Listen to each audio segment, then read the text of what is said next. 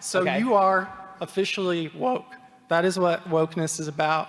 It's like, people's grandparents or their great-grandparents were slaves. Well, it's okay. No, it's okay. I'm talking. Guys, I actually want to hear. I want to hear. No, this it's guy, okay. It's okay. I want to hear. Let's at least hear the argument. Let's hear it. Let's hear it. Do you know about like the Great Mississippi Flood back in the 1930s? I understand that American history is filled with racial evil. Yeah. And that causes some intergenerational trauma, which affects people's ability to be, so effective, things like that. Fine. So let me ask you a question. Yeah. Why? So if the idea is that history has consequences, of course that's true. That's not wokeness. Yeah. That is not wokeness. What wokeness suggests is that fundamental institutions in American No, society it doesn't. Yes, it 100% does. I ran Elizabeth Warren's campaign. I helped organize her volunteers around here. I am a representative of wokeness. Okay. Well, and this is all it is. There are racist people who exist. The argument that you're making, and I'm going to close with this because this is going in weird directions, and I don't really want to. No, it's not I going don't in a weird really direction. want to. Just hold up a second. This I let you get out your wokeism arguments, and is. now it's time for me to respond because I let you say Okay, before. I'll let you respond, but No, not but. Now's my turn.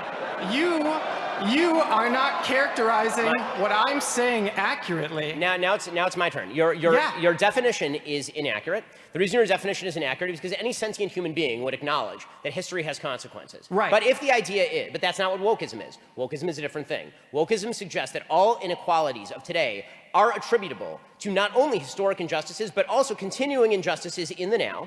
And that all disparity is attributable to discrimination. Like that, but a conservative.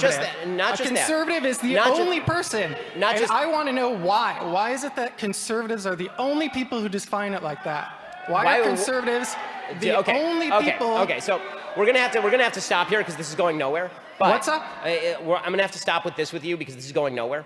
All I'm going to say is this. To sum up, I just am trying to understand your perspective. On a fundamental level, you're shifting definitions to avoid the consequences of your own argument. And if the idea, and final point, if you are going to, hold on, if you are also, final point to say, I can follow that. Yeah, I just want to make, honestly, I want to make one final point to sum up there. If the idea is that traumas of the past invariably bleed down into the present, that does not explain why certain groups that have been historically not only marginalized but slaughtered in mass genocide are some of the most successful groups in our society. The only way they are going to be able to break the chain of history is to make good decisions. What people on the left don't like to talk about is actual solutions. What they like to do is bitch about problems that existed 60 years ago and blame those for failures to solve them now. I'm a mathematician and a physicist here, a double major, and I also just won the most prestigious award in the country to pursue research at any institution I want, the National Science Foundation Graduate Research Fellowship. So I think I'm pretty, qualified to say that most of what you're saying is based on, old data. For example, gender identity disorder, that's the DSM-4, bro. We use the DSM-5 now for psychologists to be able to talk about... I literally cited the DSM-5 in the speech, and it's called gender dysphoria, which is a term that I use throughout the speech, not gender identity disorder. You sound like a bozo, bro. And you get no pussy, and you can't even make your wife wet, bro, so what's good? The nice thing about having several small children is I don't feel the necessity to have my masculinity we're using a Western like colonial... The gender binary is a Western colonialist framework of gender. You're right. Men and women don't exist in any other culture. No. You're Think about Native American. Nailed it. Third gender people. I'm not saying that. Third gender people exist in Native American societies, Western African societies, like Southern Native American societies, like Mexico. So in other places that are not white dominated, and they like are the United incorrect. States or Europe, and so you're saying white, so non-white people. I'm a mathematician and a physicist. You're not a biologist. So I have a question. I'm 20. As a mathematician and a physicist, what in the hell do you know about human biology? And you got your law degree from Harvard. What do you know about biology? If your logic is so flawed as a mathematician and a physicist, I would suggest that whichever institution gave you an award, revoke it immediately.